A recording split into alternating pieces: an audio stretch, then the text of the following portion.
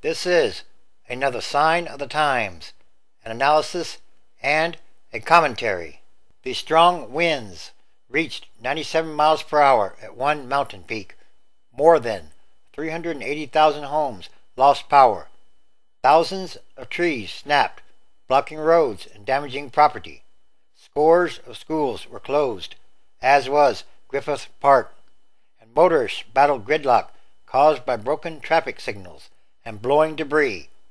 The storm, which produced some of the strongest wind gusts in more than a decade, was caused by a highly unusual weather system that even had experts marveling at its power. While Santa Ana winds are common this time of year, this storm was anything but. More signs. The extreme winds were produced by two separate weather systems that channeled cold air from the north into the Los Angeles area. A clockwise high-pressure system was parked over Northern California and the Great Basin as the counterclockwise low-pressure system hovered over Arizona like two massive gears spinning in opposite directions. The systems funneled the winds. In some places, we've seen gusts over hurricane force, which for the southwest part of the country is not something that usually happens, said Brian Edwards, a meteorologist for AccuWeather.com. This is a 1 every 10 years kind of thing. Indeed, the blustery conditions extended across the southwest, including Utah, Nevada, Wyoming, Arizona, and New Mexico. In some places, including Utah, wind gusts topped 150 miles per hour. In New Mexico, wind gusts were recorded at 88 miles per hour. In other words, this was an extreme weather event. Experts said one reason for the extensive damage was that the winds were remarkably choppy and unpredictable. In some places, winds suddenly shifted from 10 miles per hour or 20 miles per hour to more than 80 miles per hour. The shift made trees as well as roofs and power lines vulnerable. Everything lined up perfectly, said a climatologist for Jet Propulsion Laboratory in La Canada, Flint Ridge. Trees were no match for the winds, especially those with heavy canopies. The climatologist noted that trees in urban Southern California neighborhoods don't have the strong root systems found in more natural environments. LA trees don't have deep roots. The urban forest is artificial and is primarily watered by lawn sprinklers, he said. So what keeps our urban forest alive is people watering their lawns, which are not natural, so you don't have deep root systems. So our trees are very vulnerable to Santa Ana events. A Santa Monica arborist and community forester agreed, adding that the large canopies of many local trees lack strong foundations. When you look at a tree above ground, there's a ratio of 20 to 1 compared to below ground, so there's not that many roots holding our big trees in place, he said. While damage was reported across the Southland, communities in the western San Gabriel Valley were particularly hard hit, including Pasadena, South Pasadena, San Marino, and La Canada Flint Ridge, among others. National Weather Service meteorologist Eric Bolt said this too was unusual. Typically, the San Fernando Valley and Ventura County get the brunt of such windstorms, but Bolt said that these Santa Ana winds came more directly from the north rather from the northeast.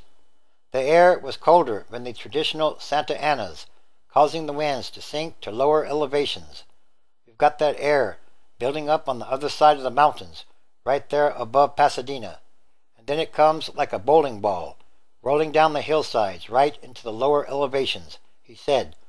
Colder air is going to sink a lot faster. In a typical Santa Ana, the winds will be up high and not really get down to where we live.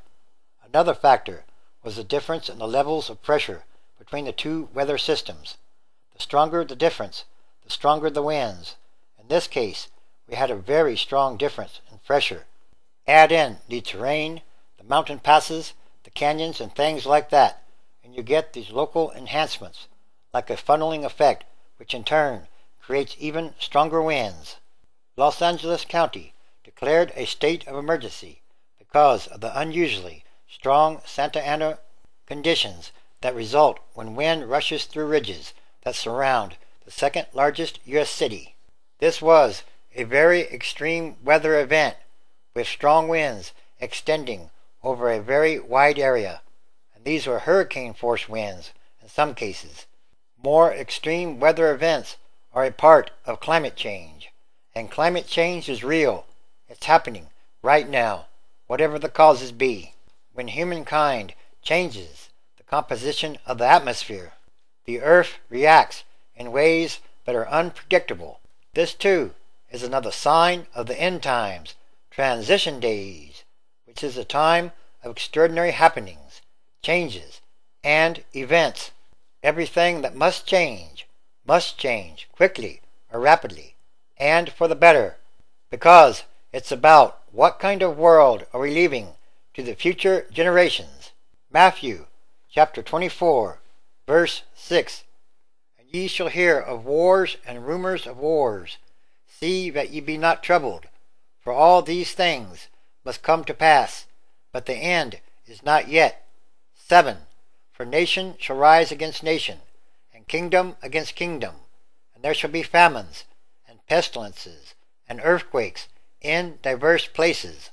8. All these are the beginning of sorrows. 9. Then shall they deliver you up to be afflicted, and shall kill you, and hurt you, and ye shall be hated of all nations for my name's sake. 10.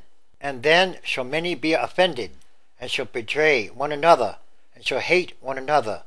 11. And many false prophets shall rise, and shall deceive many. 12.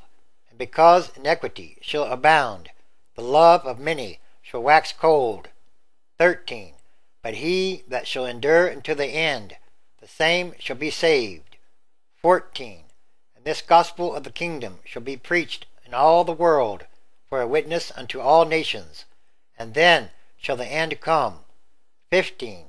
When ye therefore shall see the abomination of desolation spoken of by Daniel the prophet stand in the holy place, whosoever hears this, let him understand. 16. And let them which be in Judea flee into the mountains. 17. Let him which is on the housetop not come down to take anything out of his house. 18. Neither let him which is in the field return back to take his clothes. 19. And woe unto them that are with child, and to them that give nurse in those days. 20. But pray ye that your flight be not in the winter, neither on the Sabbath day. 21. For then shall be great tribulations, such as was not since the beginning of the world to this time, no, nor ever shall be. 22. And except those days should be shortened, there should no flesh be saved, but for the elect's sake those days shall be shortened. Again, it's time for these prophecies to be fulfilled, and all these are more signs.